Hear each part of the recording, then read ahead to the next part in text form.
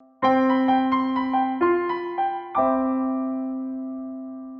I'm attorney Gregory Dell, joined by attorney Jessup, and we're going to talk about long-term disability insurance claims for business owners. And specifically, Stephen, we're going to provide kind of an overview from beginning of a claim to staying on claim, and then touch a little bit about claim denial, but just some history about our experience in handling these claims and what a claimant should expect. Because with business owners, we're talking primarily individual disability insurance. There could be group because you have a business and you got a policy for your whole company, and therefore, since you are one of the employees of the company, you're making a claim. But I think we'll target it towards primarily individual disability. Now, in terms of claim handling and applying, it's going to be the same anyhow. The only time it's going to change is if there's a denial, and we can touch on that towards the end of the video.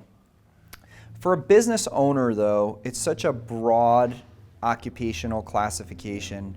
So what is the first thing that you need to know from a claimant who's seeking to file and they're a business owner? I mean, what business they're in, because business owner, what does that mean? I mean, if you have an online shop, are you a business owner? Technically, yes. So it's really in the field, like what type of company you run, what the demographics are of the market. Are you an IT company type thing? So knowing what the nature of the business is then kind of also helps get into mind what the occupation is and how the disability is going to relate to that. So that's the biggest thing. What type of business?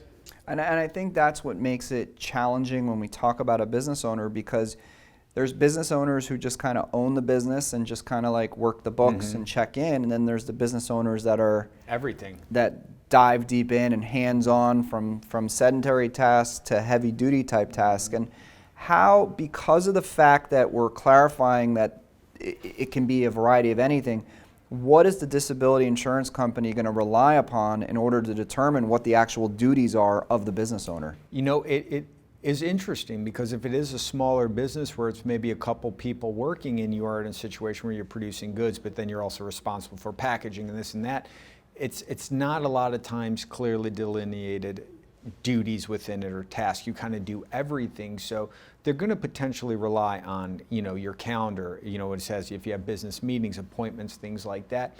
Maybe want to speak to your employees as well in a smaller business setting to find out, what the occupation duties are, like what the person does. So it really is a case-by-case basis. A lot of times when people think of a business owner, it used to be thought of a big corporation or had lots of employees, and now the idea of what being an owner of a business is changed. So it can be a one-person shop, if you will. So you really have to tailor it to that individual person and what they are doing. How about financial information? Is that going to be relevant for a business owner? Incredibly. They're going to want your tax returns, any business tax returns. And generally speaking, they're not only going to want it just for the current year, but for years preceding. Especially if in an individual policy, you'll see partial residual disability. If you're claiming, hey, I can still work just in a reduced capacity and I have a loss of income, well, the insurance companies are going to want to see, up to 4 or 5 years prior to your date of disability to determine, what your pre-disability, earnings were in relationship to losses. So your financials are going to be scrutinized heavily. And a lot of people, especially in small businesses, or even I've seen with doctors who run their own practices, which is a business, they're not really good bookkeepers, and they maybe don't hire people who handle it properly. So an insurance company will take a deep dive. Well, why is this a write-off, and what is this expense, and what does this mean? So if you are contemplating filing a claim, it's a good idea to make sure that all your financials and your books are in order, because they will be heavily scrutinized. Right, and they're going to ask for monthly profit and loss statements for the past year, maybe even for 2 years, and they have the right to look into almost like an audit. Yeah. They can ask for bank statements, although we usually don't give those types of things, and that would be a really deep dive, but usually it stops at the monthly profit and loss statements. The other thing that's super interesting in these claims is that if you got yourself a good policy and you have an own occupation policy and you're a business owner and you have multiple employees, or whether you're a small, medium, or large company, whatever it is, there may be a situation when we say you're a business owner that you own either the whole company or a percentage of shares in the company, that you may be able to be totally disabled and still keep your ownership in the company. And that's a really interesting issue and probably one of the most complex issues we deal with in every single business owner we represent, because there may be an opportunity to keep your business running, bring someone else in who was doing the duties that you were doing, and you collect total disability. So that's an option that can be available if you have this true definition that says unable to perform substantial material duties of your occupation. What happens, Stephen, is that often they make the argument that you have a dual occupation. Can you explain why they make that argument and what it is? Well, generally what you will see that happen, dual occupation speaking, is especially for medical professionals where you're a doctor but you have your own practice. So they try to make it that your occupation is not just as a doctor but also running this business. So what they will try in the same vein, they'll say, oh, these are the duties in the job, but you're also a business owner, that's a separate occupation, you're a dual occupied. And they'll try to say, as long as you're still involved in the business operations, then you're working in some capacity.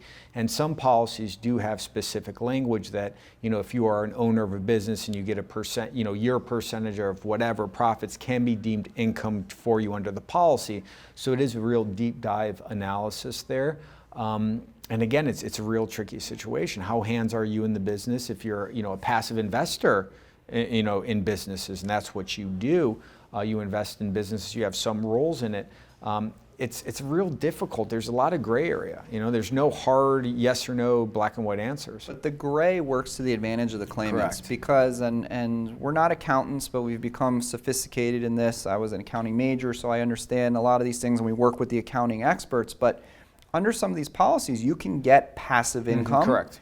And it does not count as income under the policy. So you could potentially be an owner of the business, change your tax returns to passive income, because when you have something if you're getting income, if you're not putting more than 500 hours a year into your trade or business, then it's not active income, it's supposed to be passive income, especially when there's other people who are doing all of the work. That's the key criteria, that the other people are doing the work. You can't just be a solo business owner and say, oh, I just changed it to passive, so therefore disability company, you can't count the income. It doesn't work like that.